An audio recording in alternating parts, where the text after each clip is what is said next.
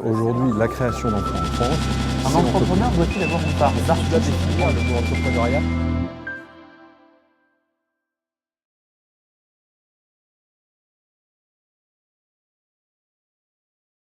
Aujourd'hui, nous avons le plaisir de mener cette interview dans les locaux de l'ESSEM, l'ESC Tours Poitiers, qui possède un centre de recherche.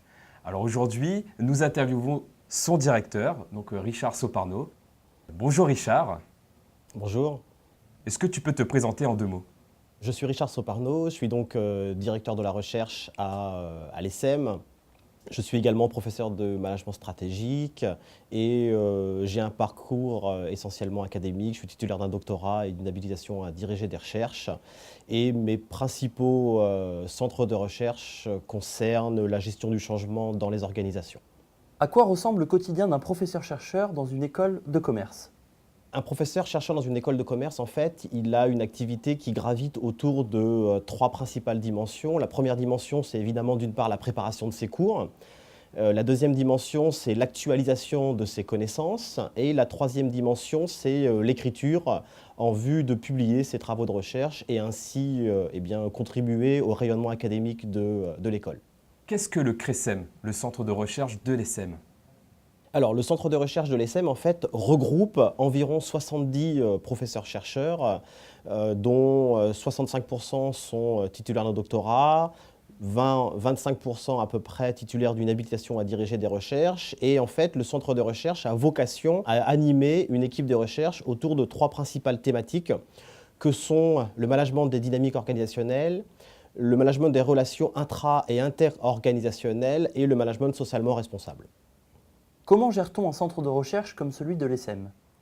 La gestion d'un centre de recherche comme celui de l'ESSEM, en fait, s'articule autour de trois principales dimensions. La première consiste en fait à créer les conditions qui vont permettre aux professeurs de s'épanouir dans et par la recherche. La seconde consiste en fait à animer cette équipe en proposant un certain nombre d'événements dans le cadre desquels ils vont pouvoir les uns et les autres parfaire leur savoir, échanger et bénéficier de l'expertise des autres membres de la communauté.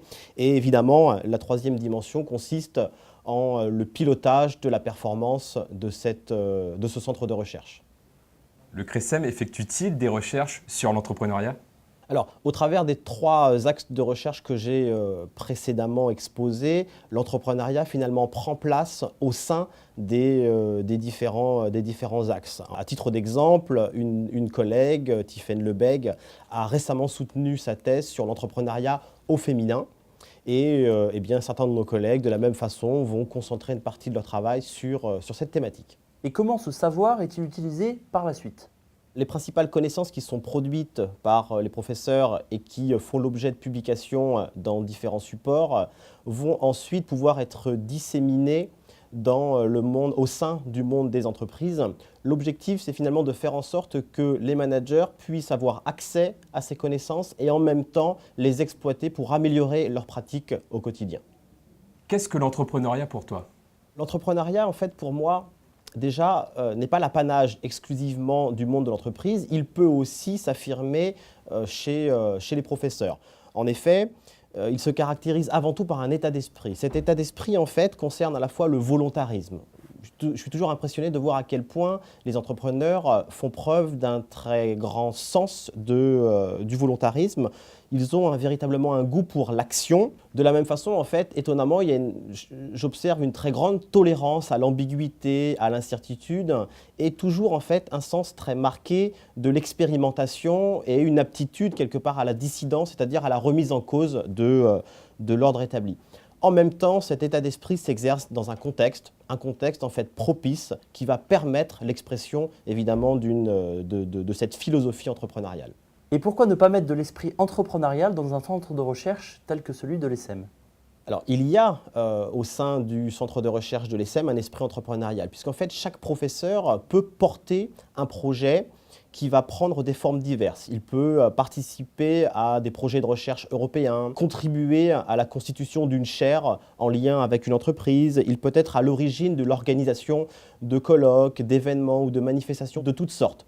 En d'autres termes, l'entrepreneuriat se situe véritablement au cœur de l'activité de l'enseignement et de la recherche. Quel futur pour l'ESSEM et le CRESEM? Les enjeux sont nombreux. Les enjeux sont nombreux pour l'ESSEM compte tenu en fait de la pression concurrentielle qui s'exerce. Je crois que l'ESSEM en fait a un très beau challenge devant lui qui est d'assurer son développement par différentes voies de croissance. Et l'option de la croissance externe apparaît comme une modalité particulièrement intéressante dans un secteur finalement assez encombré. S'agissant du centre de recherche à proprement parler, les voies de développement sont les suivantes. D'une part, maintenir évidemment la qualité académique de la faculté, augmenter de la façon la plus significative possible le volume des publications, mais en même temps accroître la qualité de ces publications. Dans cette perspective, l'internationalisation des contributions est une option intéressante et l'enjeu auquel j'accorde beaucoup d'importance porte sur la dissémination des travaux de recherche. Un dernier mot, Richard ? Je voudrais évidemment remercier l'initiative que vous prenez dans le cadre de cet événement. C'est toujours très appréciable de pouvoir rencontrer des anciens étudiants et une équipe aussi exemplaire que la vôtre dans cet exercice. Merci beaucoup encore.